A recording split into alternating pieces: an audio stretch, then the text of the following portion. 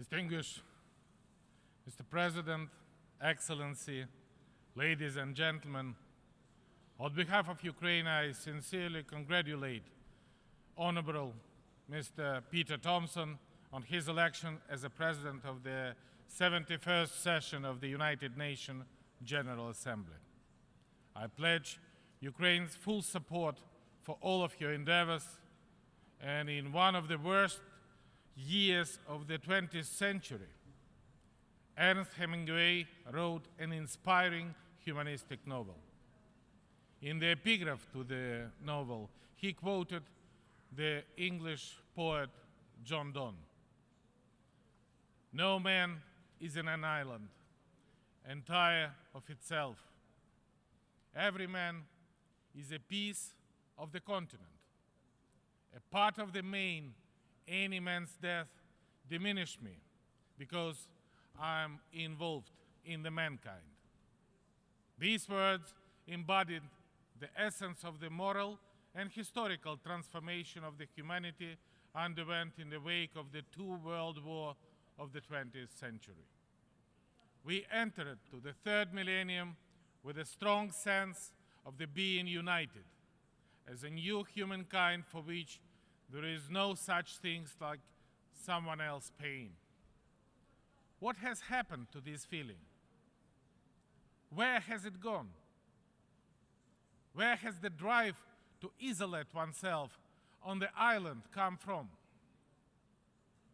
Why is that new politician come to the power on various continents calling to ignore someone else's pain? Why is that cynicism not seen since the times of Hemingway novel has settled down in our lives under the guise of so-called pragmatism?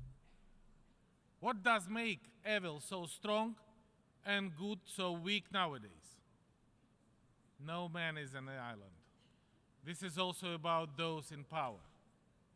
This is also about our organization. Mr. President, in these days, the world has been driven to more and more instability. Some have been affected more, some less. But never since the end of the Cold War have the international norms and principles been unilaterally defied on such a scale and with such a brutality. The Charter of the United Nations, the document underpinning our responsibility for maintaining the world order, has never been questioned. And never has a Security Council member been a major violator of the United Nations Charter while being at the same time the instigator of and active participant in a conflict as well as its mediator. As a result, global instability is no longer a subject of the academic debates. This is actually the biggest threat facing humanity nowadays. And our future, the future of our children and our organization, depend directly on how we manage to overcome this threat. I see only two ways out of this situation. Either we recognize the problem and spare no effort to address it on the basis of shared values and principles, or to deceive ourselves in the illusion of stability, turn a blind eye to the obvious fact, and leave the future of the United Nations, this unique platform for common action, at the mercy of one player who blatantly violates United Nations Charter. In the latter case, we will shortly face severe disappointment. The price for this would be a short-sightedness has long been known, and the price would be the human lives. In the last century, humanity paid enormous price following two world wars, about 70 million lives. Isn't it enough? Hence, I wish to reiterate, we can no longer afford the Security Council deadlocked on the key issue of the international peace and security. Limiting the use of the veto power in the decision-making on conflict prevention and resolution should become a priority task within our Security Council reform. The suspension of the use of the veto in cases of the mass atrocities, as well as in cases when United Nations Security Council member state is a party to a dispute, should become a rock-solid rule without exceptions. The Council must become a truly democratic and representative body free from relics of the past. There is a critical need to make our organization capable of addressing effectively acts of aggression and bring those responsible to justice. Otherwise, no nation, no UN member state can enjoy sustainable security and development. Another threat to the international peace and security that requires urgent attention of the world community is a hybrid wars. As a president of the state, which has become a testing ground for the new methods of the hybrid warfare, I already drew international attention to this threat at the last session of the General Assembly. Over the past year, the practice of the hybrid warfare has only spread. Its effect has been seen in whole Europe, America, and beyond. Political pressure, blatant propaganda, interference with the electoral process, economic cohesion, secret subversive and military operation, cyber attack, misuse of diplomatic measures. These are modern unconventional methods of the undeclared war. It is a time for the Security Council to go resolutely and effectively in this issue. Ukraine is ready to further discussion on what and how the Council can do to tackle this threat. In view of the recent development of the Korean Peninsula, the future of the nuclear non-proliferation regime is a cause of the increased concern of my country. As you well know, Ukraine voluntarily dismantled its own nuclear arsenal, the third largest in the world at the time, with from 2,800 to 4,200 tactical nuclear warheads in exchange for security, sovereignty, and territorial integrity assurance under the 1994 Budapest Memorandum. Regretfully, all these assurances remain just a piece of paper. Let's be frank, we failed to pass exam with the Budapest Memorandum. Then democratic world lost its first battle. It was not only about Ukraine, but also about credibility of all the agreement. However, Ukraine, as a responsible international actor, has always been and remain a committed advocate of nuclear non-proliferation and disarmament. Thus, timely and effective action of the international community, the Security Council in the first place, in response to the North Korean nuclear test, is one more example for all of us.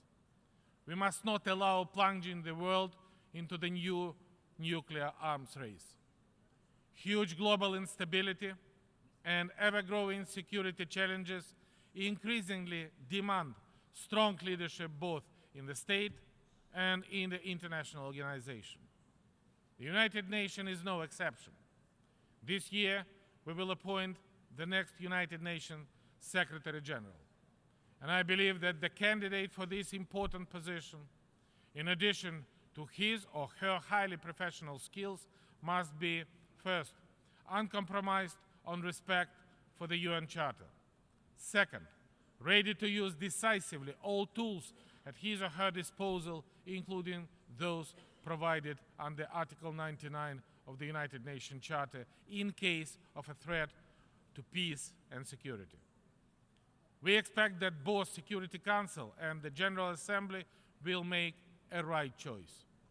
Ukraine, as a current non-permanent member of the Security Council, will work consistently to the end. Mr. President, this year we have witnessed a gruesome series of the terrorist attacks. Afghanistan, Syria, Iraq, Burkina Faso, Turkey, Belgium, France, Germany, Ukraine, and this is the list, unfortunately, is not complete. The tentacles of terrorism are wrapping in more countries and continents, and it is obvious that such a large-scale threat can be confronted effectively only through the joint efforts. In this context, protection of crucial infrastructure from the terrorist attack should become our joint endeavor. Banking and finance, telecommunication, emergency services, air and railway transportation, energy and water supply, all will be put at risk. Even worse, they can result in numerous victims among civilian population. We will continue calling for the Council's action in response to this growing problem.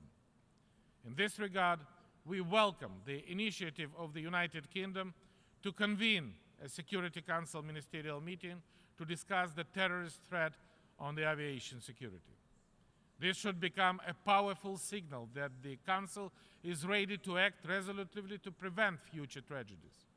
Tragedies like the downing by the terrorists of the Malaysian Airlines flight MH17 over the Donbass 2 years ago. The scrupulous technical investigation carried out by an international team made it possible not only to uncover details, but also to put together the whole picture of the horrible crime. Now we have to ensure the proper implementation of the Security Council Resolution 2166, regardless of Russia's shameful veto on the decision to establish international tribunal under the United Nations aegis. The joint team composed of Malaysia, Netherlands, Australia, Belgium, and Ukraine continues the criminal investigation. And we must set up efficient mechanisms to bring to justice all those responsible for this catastrophe. Our moral duty is to ensure that not only perpetrators, but the also masterminds, this is the crime who orders killed 298 innocent people, it should be punished accordingly to what they did. Dear Mr. President, since year 2014, Ukraine has learned from its own tragic experience what is foreign gross terrorism feel like. The terrorist component of the undeclared hybrid war that Russia waged against Ukraine is evident. Dramatically, it has become a daily routine in the occupied areas of Donetsk and Lugansk region of Ukraine. For over 2 years of this tragedy, Ukraine received an extensive and irrefutable evidence, a direct involvement of Russia, its state agencies and officials in financing, sponsorship, and coordination of the terrorist group, which have committed the countless crimes against my compatriots. The shocking reality is that there is a roughly 38,000 strong illegal military force in Donbass, and its large part is irregular and mercenaries from Russia. This force is armed to the teeth by Russia. This is not exaggeration. They have at their disposal about 700 tanks, 1,200 armored vehicles, more than 1,000 artillery systems, and more than 300 multiple launch rocket systems. Russia continues and keeps sending weapons, ammunition, and manpower to Ukraine through the uncontrolled part of Ukrainian-Russian border, sending by roads and by rail on a daily basis. At the same time, Russian side continues insisting to all forums, including here in UN, that it has nothing to do with all of this and that the Russians are not there in Ukraine. In Russian, they called "их там нет." No, they are there. And even hypocrite Soviet leader could hardly compete with the outright lies of the manipulation deployed by the Kremlin today. Yes, they used to threaten the world with the using of nuclear weapons, just like Russia is doing now. However, when shown the US intelligence aerial photo, even Khrushchev could not but recognize that the Soviet missiles were stationed in Cuba. Today, in response of thousands of the available photo, video, satellite images, eyewitness, and other evidence of Russian military presence in Donbass, Russia only goes over and over again with a cynical recitation. We are not there. Их там нет. Russia used to say the same about Crimea. Их там нет. We are not there. And then a sham referendum was conducted at the Russian gunpoints. And a few days ago, the contradictory statement by Russian president that Crimea, can you imagine, was annexed in accordance with the United Nations Charter. Do we really refer to the same charter? This is not merely disrespect for the centuries-long principle of the international relation, written and unwritten, legal and ethical rules. This is downgrading the diplomacy as such. And I believe it's the time for our organization to work out serious safeguards against abuses of trust of the world community by some United Nations member states. It is necessary to elaborate mechanisms how to officially document evidence of the aggression of one country against another, and to envisage clear responsibility for the aggressor in light with the UN Charter principles. It is the third year the aggression against my country continues, bringing pain and suffering to the Ukrainian people. 2,000 people, more than 2,000, 2,430 were killed. Significant part over the past year. The total death toll this year is the heart of Europe infected and has amounted up to the 2,500 military persons and 7,500 civilians. Altogether, 10,000 people. Hundreds of hostages remain unlawful captivity in Donbass and in Russia. I was shocked to know that recently Russia backed illegal armed formation in the occupied area of Donbass, took children as hostages.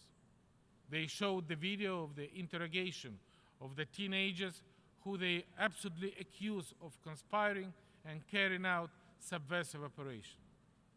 This behavior is out of the place in the 21st century. And we call UNICEF to intervene and to prevent abuses and torture of these children. Another heartbreaking story. A few days ago, one Ukrainian hostage volunteer, Vladimir Zhemchugov, was eventually set free. After 1 year in a captivity without proper medical assistance, this completely blind man without hands said the words which are quintessence of what is happening in Donbass. I quote, "I am native of Donbass. I am ethnic Russian, a former miner. But people like me in Donbass, patriot of Ukraine, were not fooled by Russian propaganda. We started to resist Russian occupation, to resist the country that set off the war against Ukraine. However, he expressed strong belief that the soon peace will be restored in his native land on Donbass, and the people will return to the normal life. In this regard, I would like to emphasize once and again, Ukraine remains committed to the settlement of the situation in Donbass by political and diplomatic means. We are a peaceful nation. It was never, under any circumstances, our intention to start any conflict with our neighbor. Over the past year, we have consistently demonstrated, indeed, that we are ready to move forward on the implementation of Minsk Agreement and comprehensive peace plan agreed in September 2014 and confirmed in February 2015. Yet we have constantly faced resistance of the Kremlin and its proxy, who do their best to delay peace process and to shift responsibility for their own destructive action onto Ukraine. We rely that Russia will abandon this approach to give a chance to the comprehensive settlement. Let me stress again, the Minsk document entails, by and large, clear guidelines for each side and what must be done. Ukraine has done a lot and will continue doing its part. Now, it is a time for Russia and its proxy in Ukrainian Donbass to start implementing their part. Set the captives free, stop shooting, withdraw weapons, let the OEC inspector carry out its mandate and watch over the Ukrainian-Russian border without any objection and stopping withdrawal Russian weaponry as well as the regular and irregular military units. The occupying state does not limit itself to the combat action on Donbass only. It also carries of its repressive policy in Crimea. Once thriving and free now, Crimean Peninsula has become a gray zone where people are effectively deprived for all protection. The judicial and penitentiary system in Crimea have been converted by Russia into the tool of repression. As has been already the case so many times in history, most of the victims are Crimean Tatar and Ukrainian. The latest stroke for this picture is the ban by the Russian occupation authority on the activities of the Mejlis, a self-governing body of the Crimean Tatar people.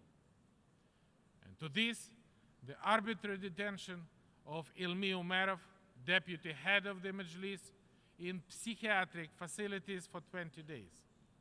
In fact, the outrageous practice of punitive psychiatry, which had been widely used by the Soviet repressive machinery, and now is back in service for Russia.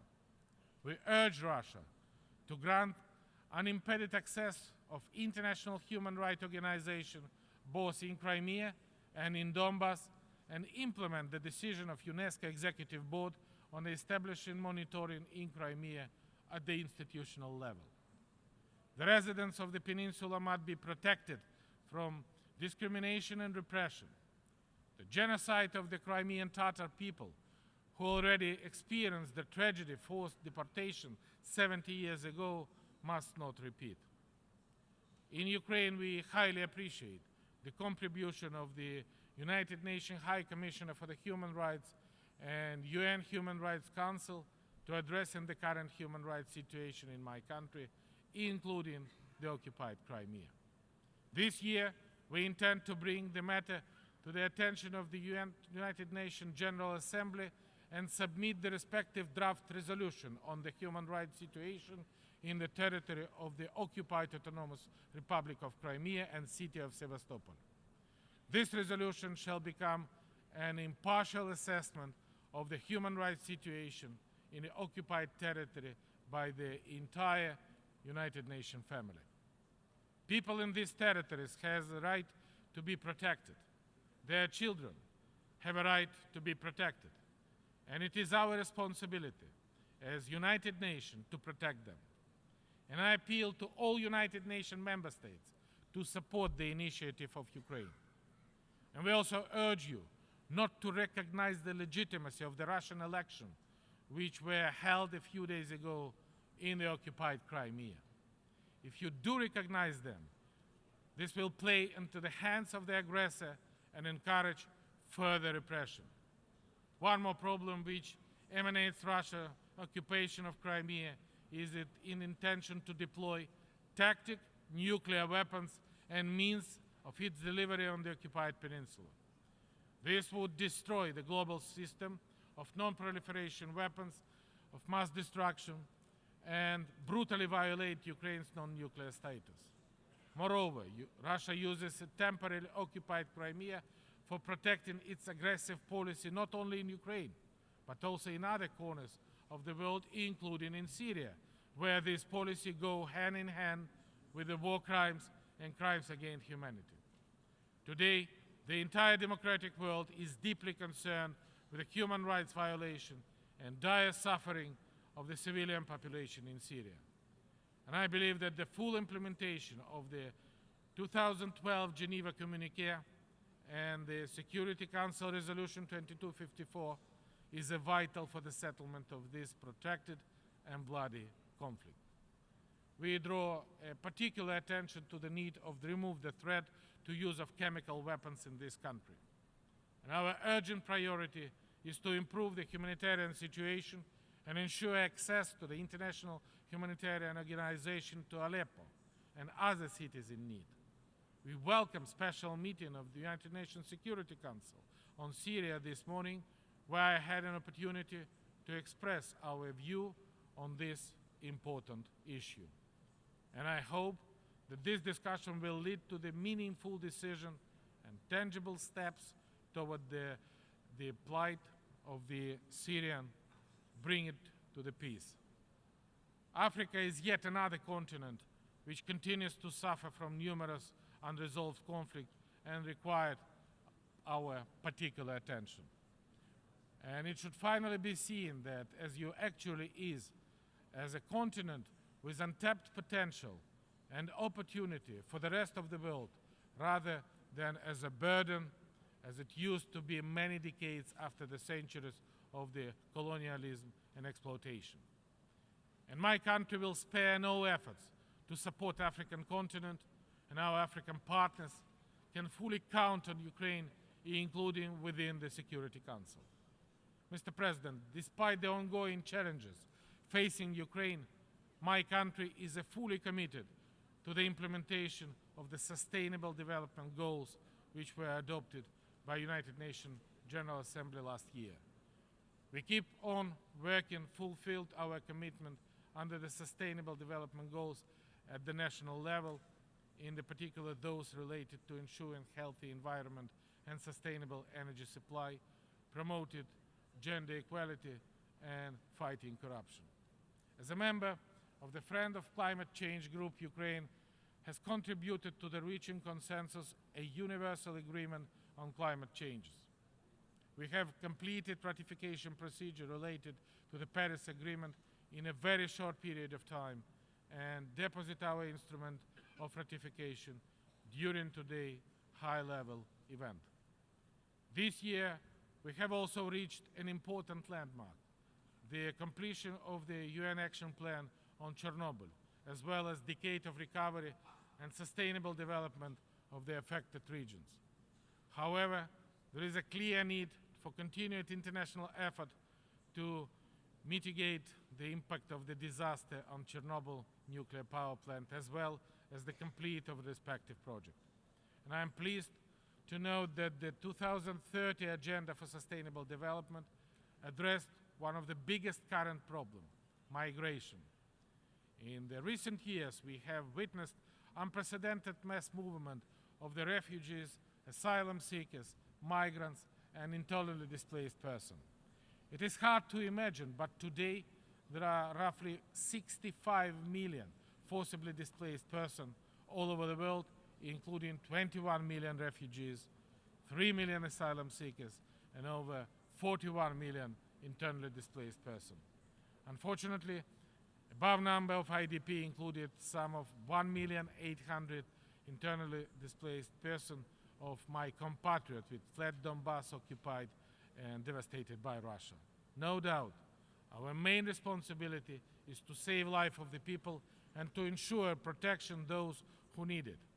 However, to respond to this global challenge in a comprehensive manner, we must address the root causes of the phenomenon. They include first and foremost armed conflict, terrorism, sectarianism, and poverty. The New York Declaration we just adopted is the first step in this direction, and my government is committed to protecting the IDPs and has undertaken crucial measures to strengthen the national response mechanism. Particular attention has been paid to ensuring means of living IDP, as well as improving access to the healthcare, education, housing, and employment. Mr. President, 70 years ago, one of the founding fathers of the United Nations, Prime Minister Winston Churchill, said, at the Westminster College. Our difficulties and dangers will not be removed by closing our eyes to them. They will not be removed by mere waiting to see what happened. No, will not be removed by the policy of the appeasement. These words have not lost their relevance today either. Churchill's vision of the United Nations as vital sinew of peace, as an essential policy of foundation international relations that must confront the two giant marauders, war and tyranny, requires the new reading of our time. He called the adhere faithfully to the Charter of the United Nations and walk forward to a sedate and sober strength-seeking, no one land treasure-seeking, to lay no arbitrary control upon thousands of men. I trust that this very approach remains a powerful guide for all of us. Moreover, it is the only possible way to preserve our unique organization and to prevent the world from disaster of a new global catastrophe. I thank you very much for your attention, and thank you, Mr. President.